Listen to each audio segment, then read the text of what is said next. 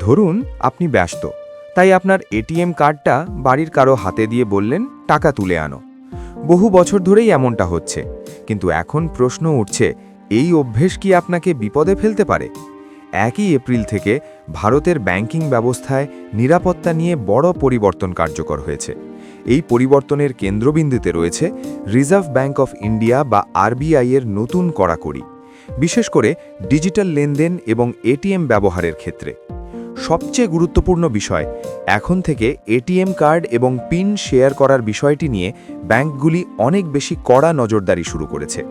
প্রথমেই পরিষ্কার করে নেওয়া যাক, আইন অনুযায়ী একটি এটিএম কার্ড সম্পূর্ণভাবে ব্যক্তিগত, অর্থাৎ এটি যে ব্যক্তির নামে ইস্যু করা হয়েছে শুধুমাত্র তিনিই এটি ব্যবহার করতে পারেন।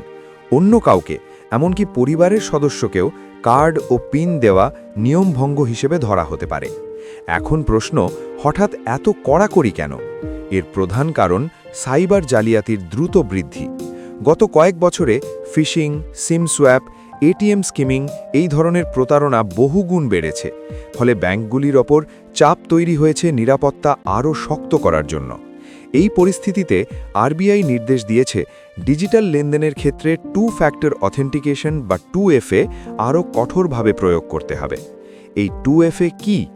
সহজ ভাষায়, এটি এমন একটি পদ্ধতি যেখানে লেনদেন সম্পন্ন করতে একাধিক ধাপের যাচাই প্রয়োজন হয়। যেমন একদিকে পাসওয়ার্ড বা পিন, অন্যদিকে ওটিপি, বায়োমেট্রিক বা অ্যাপ ভিত্তিক ভেরিফিকেশন। অর্থাৎ শুধু ওটিপি দিলেই আর সব লেনদেন সম্পন্ন হবে না, অনেক ক্ষেত্রে অতিরিক্ত যাচাই বাধ্যতামূলক করা হচ্ছে। এখন আসি সবচেয়ে গুরুত্বপূর্ণ অংশে, দায়বদ্ধতা বা লায়াবিলিটি। নতুন নিয়ম অনুযায়ী যদি কোনো প্রতারণা হয় এবং প্রমাণিত হয় যে ব্যাংকের নিরাপত্তা ব্যবস্থায় ত্রুটি ছিল, তাহলে ক্ষতিপূরণ দিতে বাধ্য থাকবে ব্যাংক। কিন্তু যদি দেখা যায় গ্রাহক নিজেই অসতর্ক ছিলেন, যেমন কারো সঙ্গে পিন শেয়ার করেছেন, তাহলে সেই ক্ষেত্রে গ্রাহক ক্ষতিপূরণ নাও পেতে পারেন। অর্থাৎ এখন দায় অনেকটাই গ্রাহকের ওপরেও এসে পড়ছে। এখানে একটি গুরুত্বপূর্ণ আইনি দিকও রয়েছে। অতীতে একাধিক ক্ষেত্রে আদালত জানিয়েছে, যদি কোনো গ্রাহক স্বেচ্ছায় নিজের কার্ড ও পিন অন্য কাউকে দেন এবং সেই লেনদেন সফল হয়, তাহলে ব্যাংককে দায়ী করা যাবে না। এখন এটিএম ব্যবহারের নিয়মেও কিছু পরিবর্তন এসেছে। যেমন এইচডিএফসি ব্যাংক এবং পাঞ্জাব ন্যাশনাল ব্যাংকের মতো ব্যাংকগুলি ফ্রি এটিএম লেনদেনের সীমা নতুন করে নির্ধারণ করেছে। নিজের ব্যাংকের এটিএম থেকে মাসে নির্দিষ্ট সংখ্যক ফ্রি ট্রানজ্যাকশন করা যাবে এবং অন্য ব্যাংকের এটিএম ব্যবহারের ক্ষেত্রেও সীমা নির্দিষ্ট থাকবে, বিশেষ করে মেট্রো শহরে। আর এই ফ্রি লিমিট ছাড়ালে প্রতি লেনদেনে এখন প্রায় 23 টাকা পর্যন্ত চার্জ দিতে হতে পারে, ট্যাক্স ছাড়াও। আরেকটি বড় পরিবর্তন ইউপিআই ভিত্তিক ক্যাশ উইথড্রল। এখন অনেক ব্যাংক কার্ড ছাড়াই ইউপিআই এর মাধ্যমে এটিএম থেকে টাকা তোলার সুবিধা দিচ্ছে, অর্থাৎ কার্ড অন্য কাউকে দেওয়ার প্রয়োজনই নেই। যৌথ অ্যাকাউন্টের ক্ষেত্রেও পরিবর্তন এসেছে। আগে অনেক সময় স্বামী স্ত্রী একই কার্ড ব্যবহার করতেন, কিন্তু এখন প্রত্যেকের জন্য আলাদা এটিএম কার্ড দেওয়া হচ্ছে, যাতে শেয়ার করার প্রয়োজন না পড়ে। এখন প্রশ্ন, আপনি কি করবেন? প্রথমত, কখনোই নিজের এটিএম কার্ড এবং পিন অন্য কাউকে দেবেন না, যতই বিশ্বাসের সম্পর্ক হোক না কেন। দ্বিতীয়ত, প্রয়োজন হলে ইউপিআই বা কার্ডলেস ক্যাশ উইথড্রল ব্যবহার করুন। তৃতীয়ত, মোবাইল ব্যাংকিং অ্যাপের মাধ্যমে নিজের কার্ড নিয়ন্ত্রণে রাখুন, প্রয়োজনে অন অফ করুন। চতুর্থত, কোনো সন্দেহজনক লেনদেন হলে সঙ্গে সঙ্গে অভিযোগ জানান। ভারতে সাইবার জালিয়াতির জন্য হেল্পলাইন নম্বর 1930-তে যোগাযোগ করা যায়। সবশেষে বলা যায়, ডিজিটাল লেনদেন যত বাড়ছে ততই বাড়ছে ঝুঁকি, আর সেই ঝুঁকি কমাতেই এই নতুন নিয়ম। কিন্তু এই পরিবর্তনের সবচেয়ে গুরুত্বপূর্ণ বার্তা একটাই, সতর্ক থাকুন, নিজের আর্থিক তথ্য নিজের কাছেই রাখুন, কারণ এখন নিরাপত্তা শুধু ব্যাংকের দায়িত্ব নয়, আপনারও। ব্যুরো রিপোর্ট, আর+ নিউজ। ভারতের অবসরকালীন সঞ্চয় ব্যবস্থায় একটি বড় পরিবর্তন আসতে চলেছে। 2024 সাল থেকে ন্যাশনাল পেনশন সিস্টেম বা এনপিএস-এর নিয়মে বেশ কিছু গুরুত্বপূর্ণ পরিবর্তন কার্যকর হয়েছে। এই পরিবর্তনগুলি এনেছে pension fund regulatory and development authority বা PFRDA। এই সংস্কারের মূল উদ্দেশ্য হল বেসরকারি কর্মীদের জন্য আরও বেশি নমনীয়তা বা ফ্লেক্সিবিলিটি দেওয়া এবং সরকারি কর্মীদের ক্ষেত্রে প্রক্রিয়াকে আরও সুসংগঠিত করা। সবচেয়ে গুরুত্বপূর্ণ বিষয় হল এবার থেকে সরকারি কর্মী এবং বেসরকারি কর্মীদের জন্য এনপিএসের নিয়ম আলাদা করে নির্ধারণ করা হয়েছে। 2024 সালে এনপিএসে কি বড় পরিবর্তন হয়েছে, সরকারি ও বেসরকারি কর্মীদের নিয়মে কি পার্থক্য, অবসরের সময় কত টাকা একসঙ্গে তোলা যাবে এবং সাধারণ গ্রাহকদের জন্য এর প্রভাব কি হতে পারে। এনপিএস কি? প্রথমেই সংক্ষেপে জানা যাক এনপিএস কি। এনপিএস বা ন্যাশনাল পেনশন সিস্টেম হল একটি দীর্ঘমেয়াদী অবসরকালীন সঞ্চয় প্রকল্প। এই স্কিমে কর্মজীবনের সময় নিয়মিত টাকা বিনিয়োগ করা হয়। অবসর গ্রহণের পর সেই অর্থের একটি অংশ একসঙ্গে পাওয়া যায় আর বাকি অংশ থেকে নিয়মিত পেনশন পাওয়া যায়।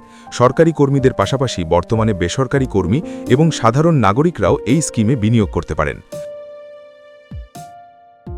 সরকারি এবং বেসরকারি সেক্টরের এনপিএসকে আলাদা কাঠামোর মধ্যে আনা হয়েছে। এর ফলে দুটি ভিন্ন ধরনের নিয়ম তৈরি হয়েছে। একদিকে রয়েছে সরকারি কর্মীদের জন্য নির্দিষ্ট নিয়ম, অন্যদিকে বেসরকারি বা কর্পোরেট কর্মীদের জন্য আরও নমনীয় নিয়ম। কর্পোরেট এনপিএসের পুনর্বিন্যাস। পিএফআরডিএ কর্পোরেট এনপিএসকেও নতুনভাবে শ্রেণীবদ্ধ করেছে। এখন এটি দুটি ভাগে ভাগ করা হয়েছে, গভর্নমেন্ট এন্টিটিজ এবং লিগ্যাল এন্টিটিজ। গভর্নমেন্ট এন্টিটিজ বলতে বোঝানো হচ্ছে স্ট্যাচুটারি সংস্থা, কেন্দ্রীয় পাবলিক সেক্টর সংস্থা এবং রাজ্য সরকারি সংস্থা। অন্যদিকে লিগ্যাল এন্টিটিজ বলতে বোঝানো হচ্ছে বেসরকারি কর্পোরেট সংস্থা। এই নতুন কাঠামোর ফলে প্রশাসনিক প্রক্রিয়া আরও সহজ করার চেষ্টা করা হয়েছে।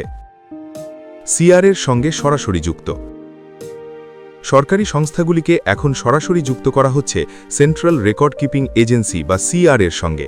এর ফলে আগে যে মধ্যস্থতাকারী বা পিওপির মাধ্যমে কাজ করতে হতো সেই ব্যবস্থা ধীরে ধীরে কমানো হচ্ছে। এতে খরচ কমবে এবং প্রশাসনিক প্রক্রিয়া দ্রুত হবে বলে মনে করা হচ্ছে। বেসরকারি কর্মীদের জন্য নতুন নিয়ম। এখন দেখা যাক বেসরকারি বা নন গভর্নমেন্ট কর্মীদের জন্য কি নতুন নিয়ম চালু হয়েছে। এই নিয়মগুলি মূলত all citizen model, corporate sector মডেলের আওতায় থাকা গ্রাহকদের জন্য প্রযোজ্য। 80-20 লাম্প সাম নিয়ম। সবচেয়ে বড় পরিবর্তন এসেছে অবসরের সময় টাকা তোলার নিয়মে। আগে এনপিএসে অবসরের সময় 60% টাকা একসঙ্গে তোলা যেত, বাকি 40% দিয়ে অ্যানিউটি বা পেনশন কিনতে হতো। কিন্তু নতুন নিয়ম অনুযায়ী বেসরকারি কর্মীরা এখন 80% টাকা একসঙ্গে তুলতে পারবেন আর মাত্র 20% দিয়ে অ্যানিউটি কিনতে হবে। এই পরিবর্তন অনেক বিনিয়োগকারীর জন্য বড় সুবিধা বলে মনে করা হচ্ছে।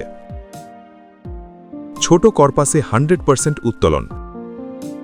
আরও একটি গুরুত্বপূর্ণ পরিবর্তন হয়েছে ছোট কর্পাসের ক্ষেত্রে। যদি কোনো ব্যক্তির এনপিএস অ্যাকাউন্টে মোট সঞ্চয় 8 লক্ষ টাকা বা তার কম হয়, তাহলে তিনি অবসরের সময় পুরো টাকাই একসঙ্গে তুলতে পারবেন। এর আগে এই সীমা ছিল অনেক কম। লক ইন পিরিয়ড বাতিল। বেসরকারি গ্রাহকদের জন্য আরেকটি বড় পরিবর্তন হল 5 বছরের লক ইন পিরিয়ড তুলে দেওয়া হয়েছে। এর ফলে বিনিয়োগকারীদের কাছে টাকা ব্যবহারের ক্ষেত্রে আরও বেশি নমনীয়তা এসেছে। বিনিয়োগের বয়সসীমা বাড়ানো। আগে এনপিএসে সর্বোচ্চ 75 বছর বয়স পর্যন্ত বিনিয়োগ রাখা যেত, কিন্তু নতুন নিয়ম অনুযায়ী এই সীমা বাড়িয়ে করা হয়েছে 85 বছর। অর্থাৎ কেউ চাইলে আরও দীর্ঘ সময় ধরে এনপিএসে বিনিয়োগ চালিয়ে যেতে পারবেন। ধাপে ধাপে টাকা তোলার সুযোগ। বেসরকারি গ্রাহকদের জন্য আরও একটি নতুন সুবিধা হল সিস্টেম্যাটিক ইউনিট রিডেমশন। এর মাধ্যমে গ্রাহকরা চাইলে ধাপে ধাপে টাকা তুলতে পারবেন। এই পদ্ধতিগুলির মধ্যে রয়েছে সিস্টেম্যাটিক ইউনিট রিডেমশন এবং সিস্টেম্যাটিক লাম্পসাম উইথড্রল। এর ফলে অবসরকালীন অর্থ ব্যবস্থাপনা আরও সহজ হতে পারে। সরকারি কর্মীদের জন্য নিয়ম। এবার দেখা যাক সরকারি কর্মীদের জন্য কি নিয়ম রয়েছে। সরকারি কর্মীদের ক্ষেত্রে কাঠামো তুলনামূলকভাবে আরও নিয়মবদ্ধ রাখা হয়েছে। 60-40 নিয়ম বজায় রাখা। সরকারি কর্মীদের জন্য এখনও পর্যন্ত 60-40 নিয়মই বজায় রয়েছে, অর্থাৎ অবসরের সময় 60% টাকা একসঙ্গে তোলা যাবে, বাকি 40% দিয়ে পেনশন নিতে হবে। 100% উত্তোলনের সীমা বাড়ানো। আগে যদি কোনো সরকারি কর্মীর এনপিএস কর্পাস 5 লক্ষ টাকার কম হতো, তাহলে তিনি পুরো টাকা তুলতে পারতেন। নতুন নিয়ম অনুযায়ী এই সীমা বাড়িয়ে করা হয়েছে 8 লক্ষ টাকা। Systematic unit redemption. সরকারি কর্মীদের জন্য নতুনভাবে চালু করা হয়েছে সিস্টেম্যাটিক ইউনিট রিডেমশন বা SUR। এর মাধ্যমে তারা নির্দিষ্ট সময় অন্তর নির্দিষ্ট পরিমাণ ইউনিট রিডিম করতে পারবেন। বয়সসীমা বৃদ্ধি। বেসরকারি কর্মীদের মতো সরকারি কর্মীরাও এখন 85 বছর বয়স পর্যন্ত এনপিএসে থাকতে পারবেন। এনপিএসের সাধারণ নিয়ম। কিছু পরিবর্তন রয়েছে যা সরকারি এবং বেসরকারি উভয় ধরনের গ্রাহকদের জন্য প্রযোজ্য। এনপিএসের উপর লোন। এখন গ্রাহকরা চাইলে তাদের নিজের অংশদান থেকে 25% পর্যন্ত লোন নিতে পারবেন। এই লোন নেওয়া যাবে আর্থিক প্রতিষ্ঠানের মাধ্যমে। এর জন্য এনপিএস অ্যাকাউন্টের উপর একটি লিয়েন মার্ক করা হবে। আংশিক উত্তোলন। এছাড়াও এনপিএস থেকে আংশিক টাকা তোলার নিয়মেও পরিবর্তন এসেছে। এখন গ্রাহকরা 60 বছরের আগে 4 বার পর্যন্ত আংশিক টাকা তুলতে পারবেন, তবে প্রতিবার উত্তোলনের মধ্যে 4 বছরের ব্যবধান থাকতে হবে। এই সুবিধা বিশেষ করে চিকিৎসা এবং অন্যান্য জরুরি আর্থিক পরিস্থিতির ক্ষেত্রে ব্যবহার করা যেতে পারে। কর সুবিধা। 2025-26 অর্থবছর থেকে কর সুবিধার ক্ষেত্রেও একটি গুরুত্বপূর্ণ পরিবর্তন এসেছে। নতুন কর ব্যবস্থায় এখন নিয়োগকর্তার অংশদান বেতন প্লাস ডি এর 14% পর্যন্ত কর ছাড়যোগ্য। এই সুবিধা এখন সরকারি এবং বেসরকারি উভয় কর্মীর জন্য সমানভাবে প্রযোজ্য। কর সংক্রান্ত একটি গুরুত্বপূর্ণ বিষয়। যদিও বেসরকারি কর্মীরা এখন 80% টাকা তুলতে পারবেন, তবে বর্তমানে করমুক্ত অংশ এখনও 60% পর্যন্ত স্পষ্টভাবে নির্ধারিত। অতিরিক্ত 20%-এর কর ব্যবস্থা নিয়ে ভবিষ্যতের বাজেটে আরও স্পষ্টতা আসতে পারে। সব মিলিয়ে বলা যায় 2026 সালের এনপিএস সংস্কার ভারতের অবসরকালীন সঞ্চয় ব্যবস্থায় একটি গুরুত্বপূর্ণ পরিবর্তন। এই পরিবর্তনের মাধ্যমে বেসরকারি কর্মীদের জন্য আরও নমনীয়তা, সরকারি কর্মীদের জন্য আরও সুসংগঠিত কাঠামো এবং বিনিয়োগকারীদের জন্য নতুন সুযোগ তৈরি করার চেষ্টা করা হয়েছে। তবে বিনিয়োগ করার আগে প্রত্যেক গ্রাহকের উচিত নিজের আর্থিক লক্ষ্য এবং অবসর পরিকল্পনা অনুযায়ী সিদ্ধান্ত নেওয়া, কারণ দীর্ঘমেয়াদী সঞ্চয়ের ক্ষেত্রে সঠিক পরিকল্পনাই ভবিষ্যতের আর্থিক নিরাপত্তা নিশ্চিত করতে পারে। ব্যুরো রিপোর্ট, আর প্লাস নিউজ।